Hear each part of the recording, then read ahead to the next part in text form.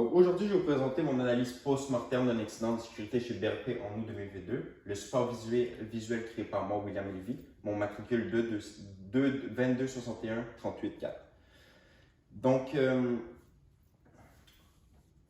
vais vous faire une brève présentation du sommaire. Donc, l'objectif numéro 1, c'est la mise en contexte, les acteurs, les types de contrôle, le suivi des victimes. En deuxième partie, nous verrons dans un premier temps les vulnérabilités ciblées, le type d'intrusion, les impacts sur la victime, exemple, l'entreprise, ses données, ses clients, son infrastructure, sa réputation.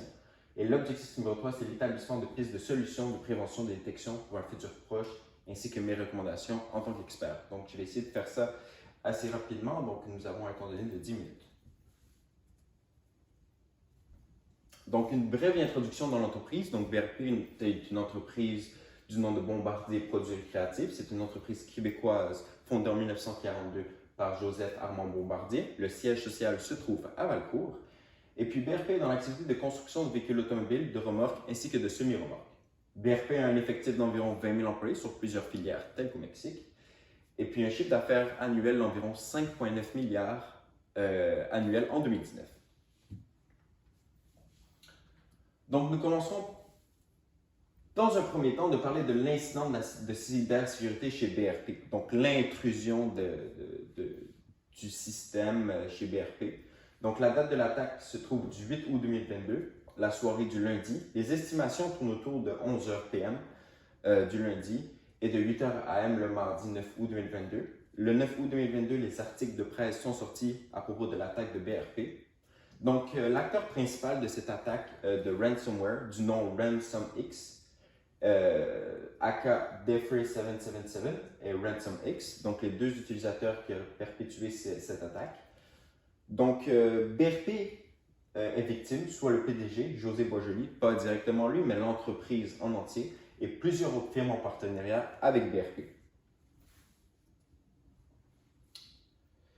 Donc, elle avait également confirmé que le logiciel étant utilisé pour la cyberattaque s'était infiltré par l'intermédiaire, d'un fournisseur externe.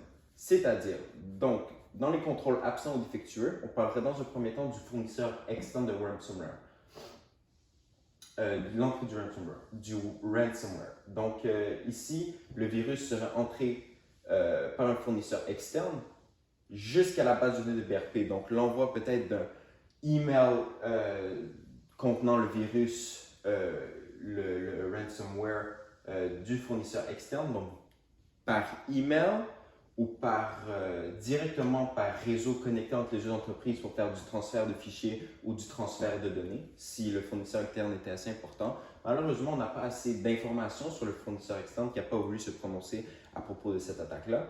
Donc ici, on aurait un contrôle qui serait plutôt moindre, voire défectueux, voire absent entre le fournisseur externe et la base de données de BRP, car on sait qu'il a directement accédé à la base interne du système interne de BRP.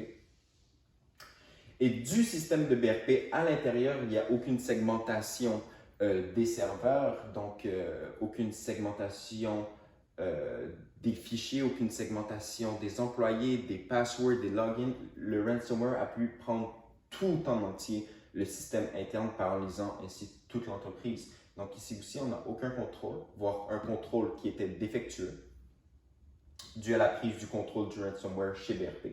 Et puis après, le ransomware a pu prendre toutes les informations, chiffrer toutes les informations, et donc que l'entreprise n'ait pas de backup aussi. On parle d'un contrôle qui est absent là, à ce niveau-là. Aucun antivirus avait détecté le ransomware parce qu'autrement, il y a eu une réponse plus vite, il n'y aurait pas eu de chiffrement des fichiers et donc on a eu un problème de réponse à ce niveau-là chez BRP. Donc la réaction des victimes, donc la victime principale se trouve à être José Boisjoli, le PDG de BRP, soit l'entreprise de BRP.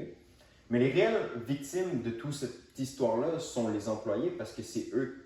L'entreprise génère un chiffre d'environ 5,9 milliards par année et on y reviendra sur le perte monétaire occasionné, mais la fermeture des chaînes d'approvisionnement due au dysfonctionnement du système interne a permis qu'il y ait un travail moindre pour les employés. Les employés sont restés à la maison plus de 2 semaines en attendant une réponse, donc on a eu des réactions qui étaient plutôt défavorables envers cette attaque. et les fournisseurs de BRP qui sont restés bloqués parce qu'il y avait aussi des problèmes de gestion d'approvisionnement, de pièces, puis tout le monde est vraiment resté assez bloqué à travers de cette attaque.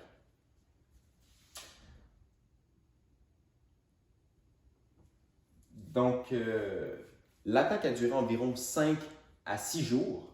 Donc, eux, ils ont qualifié ça d'une réponse ils ont qualifié cette réponse envers la cyberattaque qui datant de 6 jours assez rapide.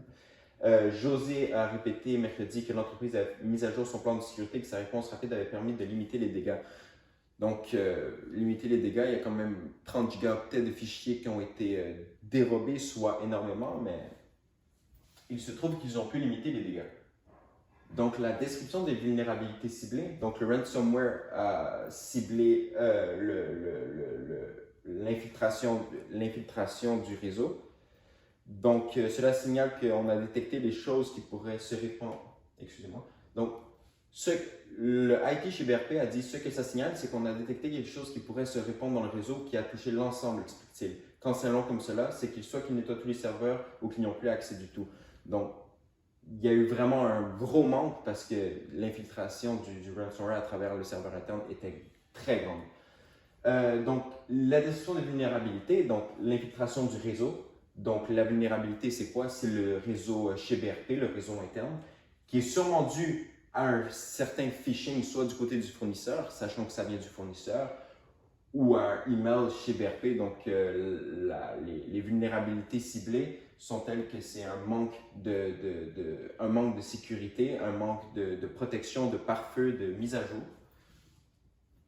Donc, les impacts sur les actifs de la victime, donc les impacts de la compagnie chez BRP, donc on a 30 gigaoctets de documents volés, plusieurs dizaines de milliers de fichiers, une copie de passe-pomme de curriculum vitae des employés, et tout ça, 25 millions pour l'entreprise, c'est-à-dire que l'entreprise a dû débourser 25 millions dans la protection de ses serveurs, dans le rétablissement de ses serveurs. Plusieurs secrets d'entreprise. Jusqu'en 2027, tous les fichiers sur les prochains projets ont été dévoilés par les malfaiteurs. Liste des prochains 2027 et les contrats d'entente de confidentiels entre BRP et Berkshire, la compagnie que je vous avais raconté au début. Toute leur entente de confidentialité a été mise au public, mise en vente au public. Donc, lien avec le cours, donc Carnegien, c'est April Ransomware. Donc, l'entreprise leur a coûté, le ransomware April leur a coûté 50 millions, voire 70 millions pour le 4e quarter.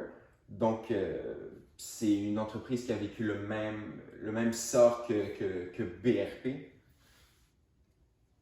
Piste de solution pour prévenir et détecter le type d'attaque. Donc, on a la mise en place d'un système de segmentation de réseau, une politique de sécurité, mise à jour régulière des systèmes d'exploitation pour prévenir ce type d'attaque, mot de passe fort pour prévenir le brute forcing, sensibilisation des utilisateurs et des gens qui utilisent les boîtes courriels, tous les accès externes, et puis l'utilisation de pare-feu d'antivirus.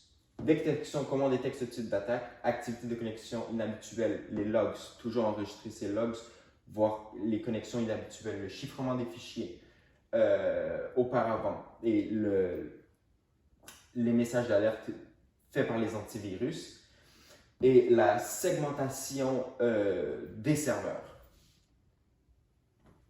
Donc, le lien avec le cours, comme nous avons pu le voir dans le cours, programme de soutien aux employés, aux personnes vulnérables, limiter les gains potentiels, segmenter les accès. Donc, BRP aurait dû segmenter ses serveurs car l'entreprise, le ransomware n'aurait pas pu accéder à tous les serveurs en faisant des segmentations.